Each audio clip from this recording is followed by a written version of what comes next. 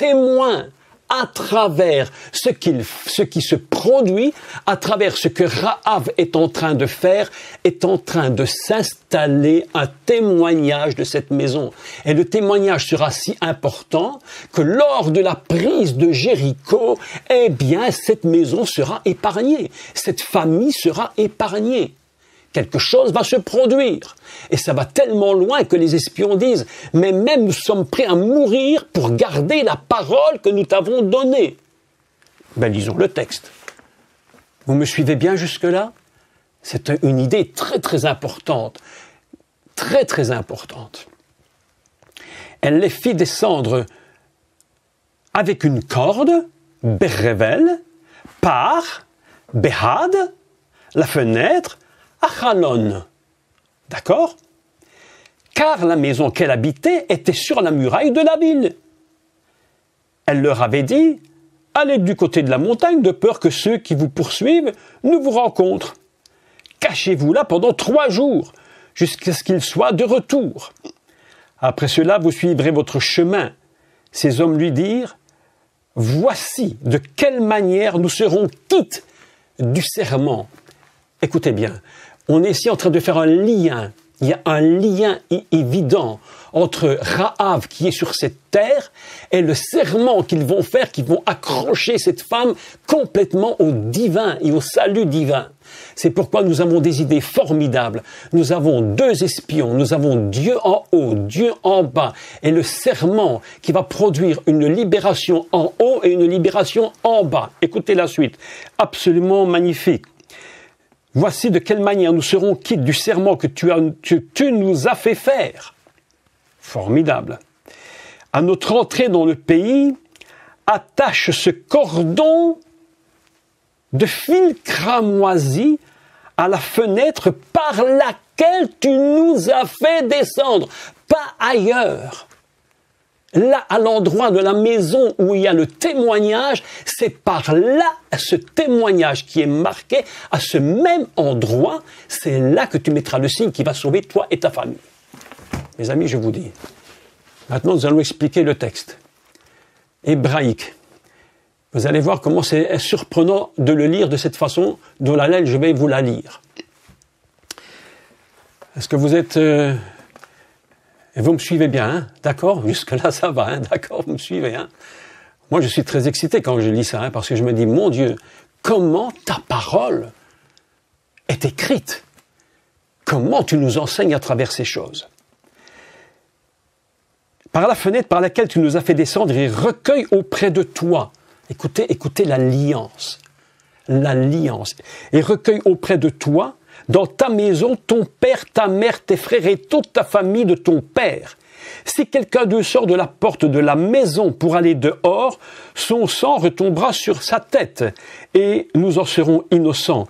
Mais si on met la main sur quelqu'un de ceux qui seront avec toi dans la maison, son sang retombera sur notre tête. On n'a pas le droit de te toucher. Voilà ce que nous te promettons. Nous te faisons le serment du ciel et de la terre, le ciel et de la terre, que personne ne mettra la main sur toi ni sur ta famille. Est-ce que ça ne vous fait pas penser à quelque chose? Immédiatement. Moi, quand j'ai lu ce texte, immédiatement, j'ai pensé à la sortie d'Égypte. Que tous ceux qui seront dans la maison, là où on aura mis le sang sur les linteaux des portes et au-dessus des maisons, lorsque l'ange de la mort va passer, va frapper, tous ceux qui sont à l'intérieur seront sauvés. Immédiatement, nous avons une même idée. Rahab se trouve dans une situation semblable. Tous ceux qui seront dans ta maison, eh bien, on n'y touchera pas. Et si tu divulgues ce qui nous concerne, nous serons quittes du serment que tu nous as fait faire. Donc, l'alliance est à 2 niveaux.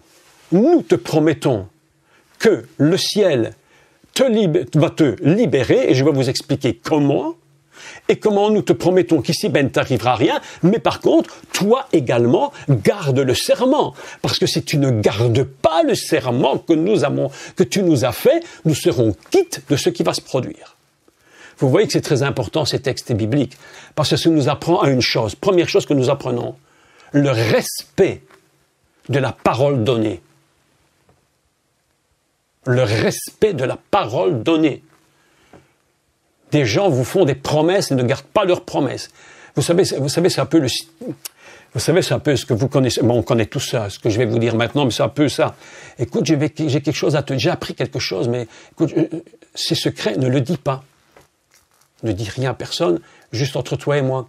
Et puis la personne, évidemment, elle va voir une autre personne qui lui dit, écoute, je te le dis, mais je ne devrais pas te le dire, mais c'est entre toi et moi, ne le répète pas. Oui. Et puis l'autre personne, dit, écoute, je ne devrais pas te le dire, mais en finalité, après une semaine, tout le village est au courant de tout. Alors qu'en réalité, personne ne devait être au courant. Le respect de la parole donnée, c'est très important. Ce que tu as dit, garde-le. Ce que Dieu te dit de ne rien dire, ne dis rien. S'il te dit, chut, fais silence. Le respect de la parole donnée. Elle répondit, qu'il en soit selon vos paroles. Et elle prit ainsi congé d'eux. Et ils s'en allèrent. Écoutez maintenant. Et elle attacha le cordon cramoisi à la fenêtre. Je vais arrêter la lecture ici. Et maintenant, je vais vous demander de prendre le document que je vous ai envoyé, si vous avez pu le prendre, si vous avez pu l'imprimer. Et puis, je vous commente ce texte. Je vous le commente. D'accord ? Le cordon... À notre entrée dans le pays, attache le cordon de fil cramoisi. Nous allons parler sur cordon de fil cramoisi. Évidemment, l'idée est évidemment toute simple, à la lecture première. Et je le lis en hébreu. Et tikvat rout ashani. Et tikvat rout ashani. Alors, nous avons déjà une première chose intéressante, c'est le « et ». « Et tikvat ». Si vous regardez le document que je vous ai envoyé, vous allez voir que le milieu du mot que j'ai repris en dessous, qui est « cave », signifie un cordeau, une corde. D'accord ? Tikvat. Nous avons Kof et le Vav. Kof, Vav nous donne cave. Ce mot cave signifie cordeau. Maintenant, nous allons faire une autre lecture qui, elle, est très surprenante. C'est des mots hébreux particuliers. Et c'est ce que je vous dis maintenant, c'est un décodage. Si vous faites le mot tikvat, et si vous allez dans une traduction littérale de tikvat, si vous avez de quoi le faire évidemment, vous allez voir que tikvat signifie espoir au pluriel, espérance au pluriel. D'accord ? Mais ce qui est surprenant dans ce texte, c'est que tikvat commence par un tav et termine par un tav. D'accord ? Qu'est-ce que c'est que le tav ? Nous avons de nouveau une idée de deux choses. Le tav en hébreu est la dernière lettre de l'alphabet hébraïque et elle signifie évidemment la marque. Une marque. La marque, on pourra le dire dans la pensée de Torah, la marque de Dieu, le signe de Dieu, la signature de Dieu, le sceau de Dieu. Ainsi, si nous faisons le décodage de ce mot tikvat, et remarquez bien que le « et » qui précède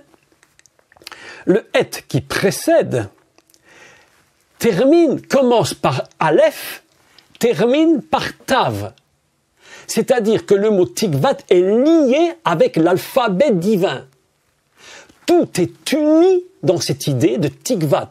Il connecte complètement l'alphabet divin, c'est-à-dire tout le niveau de création à partir de la lettre hébraïque. Et tikvat. Écoutez bien la lecture maintenant. Il y a un autre mot dans la Torah, il y en a plusieurs, mais un autre mot dans la Torah, dont nous avions parlé il y a quelques années et que vous pouvez également réécouter, c'est sur l'arche de Noé. L'arche de Noé est très particulière. Parce que l'arche de Noé, vous voyez l'expression arche de Noé en français, ça ne veut plus rien dire du tout quand on comprend l'idée hébraïque. L'arche de Noé porte deux noms. Et le premier nom, le premier mot qu'il a défini, ce n'est pas Teva, mais c'est Tevat, avec deux taves. Le premier et le dernier, et au milieu de ce mot se trouve une lettre hébraïque, qui est le bet, qui est la maison, baït. En finalité, si je décode Tevat, parce qu'il faut quand même préciser. Ça va jusque-là, vous me suivez, hein? Vous me suivez, c'est pas trop compliqué? Vous arrivez à me suivre, hein? Faites attention, hein? Ne me perdez pas le fil, hein? Parce qu'on est dans le fil du cordon, hein? Ne perdez pas le fil. Tevat, c'est quoi en réalité? C'est la signature de Dieu en haut, la signature de Dieu en bas. Il y a deux notions de l'arche dans la Torah que les gens ne peuvent pas lire en français. C'est impossible à traduire. La première, c'est Tevat, c'est-à-dire la marque de Dieu, et la marque de Dieu, et au cœur de cette Tevat se trouve une lettre bête qui est comme la maison. Qu'est-ce que c'est que la Tevat? C'est la maison dont Dieu a mis le sceau en haut et le sceau en bas pour sauver l'humanité. Nous avons donc une idée incroyable, impressionnante. Et puis vous allez voir que le mot Tevat est une seule fois dans toute la Bible. Une seule et unique fois. À partir de là, le mot arche va être repris 25 fois. Mais non plus en Tevat, mais en Teva. On va remplacer le Tav, on va remplacer la dernière lettre par le He. Donc, nous avons une idée. 25 fois le mot est repris dans tout le récit de Noé. 25 fois, c'est quoi? C'est 7. 5 et 2, 7. C'est le cycle d'un recommencement de toutes choses. Le monde est créé en 7 jours, l'arche 25 fois après la notion du divin là-haut, sur ici-bas, tout ce qui va se produire, c'est un cycle de recommencement qui est marqué par le sceau de Dieu en haut, Tav, et le sceau de Dieu en bas, Tav. Première chose. Deuxième chose. Tikvat. Et Tikvat, route. Comment, si le mot cave, qui est dans Tikvat, que vous avez sur votre feuille, vous voyez cave, signifie un cordeau, où nous devrions normalement lire le cordeau, corde. Pas dire grand-chose. Mais ce que nous apprenons en lisant ce mot, nous avons entendu un autre mot. Nous avons entendu le mot, quand on dit que l'hymne national hébreu, n'est-ce pas, l'espérance. Comment dit-on l'espérance en hébreu? N'est-ce pas, c'est la même racine lorsque l'on parle de l'espérance. C'est donc ici l'idée qui se dégage du texte.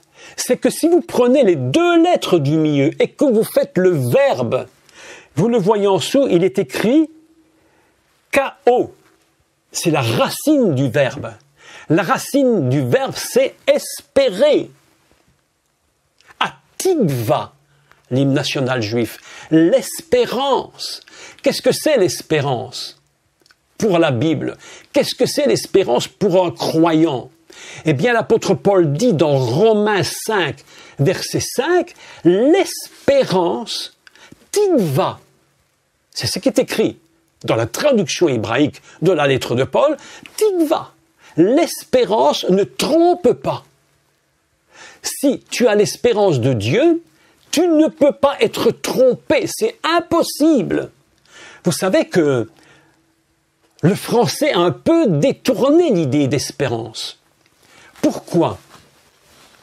Pourquoi? Parce que lorsque je dis à quelqu'un « Oh, j'espère », dans l'idée de « Oh, j'espère », ça veut dire peut-être bac oui, peut-être bac non. J'espère que ça se fera. Ça veut dire je l'espère, mais c'est pas certain. Mais dans l'idée de Dieu, quand il est dit Hatikva, l'espérance. C'est pourquoi l'hymne national hébreu, juif, est absolument extraordinaire. Parce que ce qu'il chante, ce n'est pas peut-être que oui, peut-être que non. Peut-être que le Messie viendra, peut-être qu'il ne viendra pas. Hatikva, c'est littéralement ce que je t'ai dit s'accomplira. Absolument extraordinaire. L'espérance divine, c'est pas oui ou non, c'est oui et puis point final. Donc, lorsque tu dis Hatikvatrut, alors on a donc une lecture différente. Je me suis dit en lisant le texte, mais pourquoi est-il écrit Hatikvatrut? Est-ce qu'on ne pouvait pas écrire par exemple, route, tout simplement, et la corde Hachani, et la corde écarlate? Pourquoi on a rajouté Atik? Pourquoi on a rajouté Tikvat? Mais mes amis, justement, parce que la Torah, la Bible veut nous faire comprendre, Dieu veut nous faire comprendre que cette corde, ce n'est pas n'importe quelle corde. C'est une corde qui est l'espérance, qui ne trompe pas. Elle ne peut pas nous tromper. Il est dit, si tu respectes le serment, Dieu respectera le sien et nous aussi. C'est pourquoi, lorsqu'il est écrit Hatikvat, et la marque de l'espérance en haut et la marque de l'espérance en bas. C'est pourquoi je dis ce texte fonctionne sur deux systèmes, deux espions, le ciel, la terre, le serment en haut, le serment en bas. Et puis l'espérance d'en haut et l'espérance d'en bas. Hatikvat, mes amis. Route, une corde liée complètement avec le céleste dans une espérance qui ne pourra pas la tromper.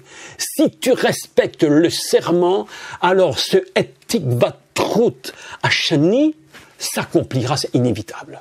Impossible le contraire. Ainsi, nous voyons que nous pouvons lire un mot hébreu, nous pouvons découvrir un sens, comme nous avions vu avec le témoignage. C'est le mot, et ici nous avons un sens, le mot corde, en réalité, si vous en faites un verbe, il devient l'espérance, l'attente. Lorsqu'il est écrit kao, espérer, attendre, épier, guetter le moment où Dieu fera la chose. Mes amis, c'est le secret de Rahav. Le secret de Rahav, la marque, le témoignage où sont sortis les espions, n'est-ce pas? Le témoignage, le béad, la maison témoin, c'est par la fenêtre qu'ils sont sortis, c'est au même endroit que toute l'espérance. Là où tu as béni, là où tu as libéré ces deux hommes, là même je te bénirai. Là je te bénirai, Rahav. Je te bénirai là même. Un texte hébreu magnifique. Parfois, nous lisons un texte hébraïque, on se dit, mais pourquoi un tel mot a été rajouté? Pourquoi ceci? Pourquoi une telle lettre est rajoutée? C'est surprenant. Et le mot, alors nous continuons, d'accord? Aujourd'hui, j'ai absolument terminé, même si je dépasse un peu le temps. Hatikvatrut. Route signifie le cordon. Nous faisons donc une liaison des trois mots. Hatikvatrut, l'alphabet divin qui a créé l'univers entier, c'est-à-dire la nature fondamentale divine, qui est une nature d'espérance, une nature totale d'attente, de savoir que Dieu fait cela, est liée à la corde qu'elle va mettre à la fenêtre. L'ouverture vers l'extérieur, l'ouverture vers l'intérieur. Et le mot route, cordon, est un mot, écoutez bien, qui est surprenant, dont la valeur est de 23. 23. J'ai donc cherché des mots très importants qui valent 23. Je vous avais appris, je pense, il y a un cours ou deux, je ne sais plus, les deux façons de peser les mots. Je vous rappelle, absolument, c'est pour moi indispensable de le redire. toute écriture est inspirée de Dieu. C'est pas de la rigolade ici. Ici, on ne fait pas du petit calcul de mathématiques pour faire des histoires d'enfantillage. On n'est plus dans l'enfantillage. On n'est pas du tout là. Même si Yeshua a dit, si vous devenez comme des petits-enfants, vous ne rentrerez pas. Mais on va essayer d'être des petits-enfants au niveau de la tête, mais intelligents et adultes au niveau de la maturité. Ce mot vaut 23. Route. Le cordon vaut 23. Et j'ai donc cherché, vous avez vu en dessous sur votre feuille, quelques mots qui valent 23. Le premier que vous voyez, c'est kol. Et sa valeur ordinale. Sa valeur ordinale. C'est-à-dire selon le nombre de lettres. Lettre 1, lettre 2, lettre 3, etc., etc. Sa valeur ordinale est de 23. Tout. Le mot tout. Kol. Tout. C'est 23. C'est le lien qui va libérer. Tout sera libéré, toute la famille sera libérée par cette corde. Mais écoutez la suite, parce que la suite, ça devient très impressionnant. Toujours avec moi, hein. Ne m'abandonnez pas en chemin, hein, attention. Hein. Très important. Et. Le et. Le et.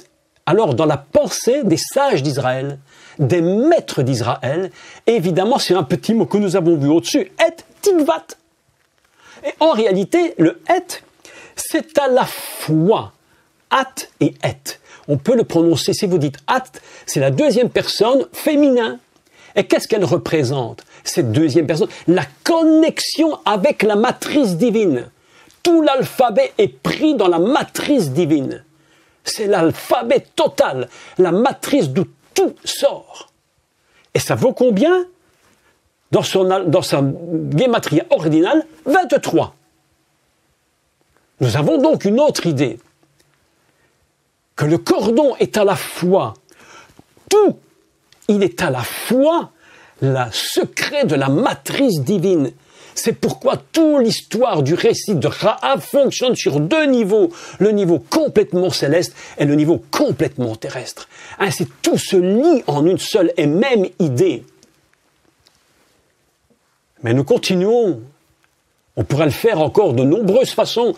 J'en ai choisi seulement 3, parce qu'autrement, ça nous emmène dans des niveaux où nous ne pourrons plus jamais arrêter. Ha-Hadam. Ha-Hadam. Dans sa valeur ordinale, première lettre, 5e lettre, 4e lettre, 13e lettre. Total, 23. 23.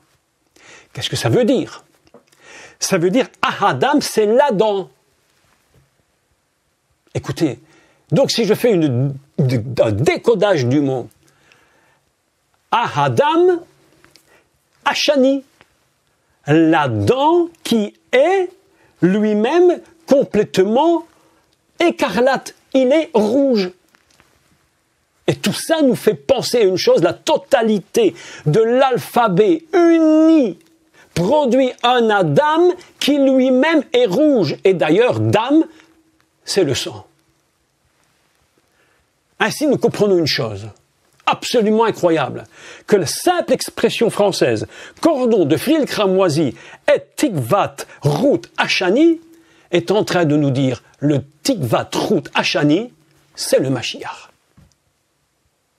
C'est le Mashiach. C'est Yeshua. La dame fondamentale qui est en même temps rouge, écarlate. Celui qui a donné complètement sa vie. Comment a été libéré, comment a été sauvé Rahab avec toute sa famille? Par la fonction messianique. Absolument incroyable. Mais un texte absolument incroyable. Mes amis, nous sommes en train de comprendre que dans les textes bibliques, lorsque nous arrivons à dévoiler les mots, à rentrer dans les racines, tirer les mots, les voiles qui sont cachés, nous rentrons dans une dimension absolument, mais exceptionnelle. Quelque chose d'absolument fabuleux, gigantesque. Comment a été libérée cette femme? Comment a-t-elle été sauvée, elle et toute sa famille? Eh bien, par le sang. C'est pourquoi le cordon ne pouvait pas être autre chose que on appelle Hachani, c'est-à-dire complètement rouge, écarlate, rouge vif. Et c'est pourquoi nous lisons Hahadam Hachani. Vous imaginez si nous pouvions faire une autre traduction, mais absolument extraordinaire. Etikvat kol. Et l'espérance totale. Ou Etikvat et l'alphabet divin de l'espérance totale du ciel. Et si je fais une autre lecture, Etikvat Hahadam Hachani, et l'espérance totale du Messie, de la Dame qui est écarlate. Et nous lisons un texte hébreu d'une façon absolument exceptionnelle. Je ne sais pas comment vous ressentez cela chez vous dans votre cœur, mais pour moi c'est vraiment de la révélation. Je me dis mais mon Dieu, mais comment tu as fait ta parole? Mais comment tu l'as écrite? Mais est-ce qu'on peut arriver à imaginer une telle chose comme ça en tant comme impossible? Si ce n'est pas divin, c'est pas possible. Hachani, Shana, Sheni, deux. Nous sommes dans le code de deux choses. Ce texte est fondé sur un principe, il y a encore bien d'autres codes, mais les deux codes qui apparaissent, les premiers, les plus importants selon moi, selon ce que j'ai compris aujourd'hui, je n'ai pas dit demain, je dis aujourd'hui, c'est qu'il y a deux choses. Il y a deux espions. Il y a l'Éternel en haut, l'Éternel en bas, celui des cieux, qui est le même que celui d'en bas, un serment en haut, un serment en bas, une espérance céleste, une espérance terrestre. Il y a un Adam divin et un Adam terrestre. Il y a le tout en haut et le tout en bas. Il y a absolument la totalité qui unit absolument le ciel et la terre. Mes amis, nous sommes dans un texte absolument inimaginable. Lorsque je vous parle du cordon écarlate, lorsque tu vas lire le texte, plus jamais tu ne vas lire de la même manière. Dans ta tête, ça va être complètement différent. Faites attention si vous essayez de l'expliquer à quelqu'un qui ne connaît pas les codes, parce qu'ils vont dire, là, ils sont en train de perdre les plombs, là. Ils vont dire quelque chose qui ne tourne plus rond dans leur tête. Mais néanmoins, mes amis, nous qui avons maintenant une connaissance quand même plus avancée, je dis pas qu'on est des génies, hein. Je n'ai pas dit qu'on était des génies, ni moi non plus d'ailleurs, pas du tout. Je ne crois pas du tout, je suis pas génie de l'hébreu. Néanmoins, j'ai une chose que Dieu m'a permis de faire, c'est de décoder des textes et de rentrer dans certains textes pour comprendre les mots. Je passe beaucoup de temps à étudier la parole de Dieu, à calculer, à me dire, mais mon Dieu, mais qu'est-ce que tu nous dis? Puisque toute écriture est inspirée de Dieu pour nous faire comprendre, pour nous enseigner, pour nous corriger. Mais mes amis, comment voulez-vous qu'avec une telle introduction, que les murailles de Jéricho soient restées debout? C'était impossible. C'était impossible. Quand tu as compris une telle chose, sur 3 mots hébreux, 3 petits mots, et je devais dire même 4, parce qu'en hébreu, il y en a 4. Comment veux-tu douter de l'amour de Dieu? Comment veux-tu douter que ce Dieu grand et puissant, inimaginable de grandeur, puisse avoir un problème face à Jéricho? Mes amis, tout ça doit nous faire réfléchir devant ce que parfois nous appelons, et vous connaissez ce que je dis, hein, parce qu'on a un langage qui est quand même très évangélique, qui restait en nous, mais qui n'est pas mauvais. Hein, il ne faut pas toujours dire c'est pas bon, c'est pas bon. Non, il y a des choses formidables, et des choses magnifiques. Mais comment voulez-vous que devant nos Jéricho, qu'ils puissent résister? Comment voulez-vous qu'ils résistent? Il n'y a aucun moyen qu'ils résistent. Si tu viens avec la totalité, si tu viens complètement avec la totalité du cycle de la libération, sans douter un instant, avec la parole de la Torah qui est toujours en premier, c'est pourquoi ils ont tourné autour de Jéricho pendant 7 jours. Un cycle de libération et de recréation totale. Comment veux-tu que Jéricho résiste? Aucun Jéricho ne peut te résister, c'est impossible. Si tu t'appelles aujourd'hui celle ou celui qui est large, Rahab, celui qui est large, si ta tête s'ouvre sur une grande largeur, et vous savez, la largeur de Dieu, elle est incomparable, parce que la largeur de Dieu, elle est immense, elle est incomparable. Mais si ta petite tête et ma petite tête à moi essayent d'ouvrir un peu la largeur, et que je saisis le secret du texte, le secret du cordon cramoisi, qui n'est qu'en finalité une espérance qui ne peut pas nous tromper, qui ne peut pas nous tromper. Romains 5,5. L'espérance ne nous trompe jamais. Je n'espère pas que Jésus va revenir. Je n'espère pas que le Mashiach va revenir. Peut-être que oui, peut-être que non. Je sais qu'il reviendra. Parce que l'espérance, c'est tikvatrut Hashani. Le cordon, mes amis. À quoi sert un cordon? Une corde, un fil, à faire un lien.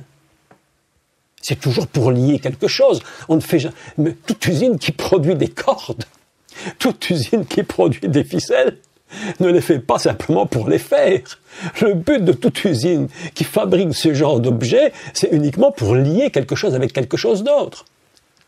Le cordon, mes amis, c'est le Messie qui revient. Aujourd'hui, ce qu'Israël a besoin, c'est de retrouver le cordon cramoisi.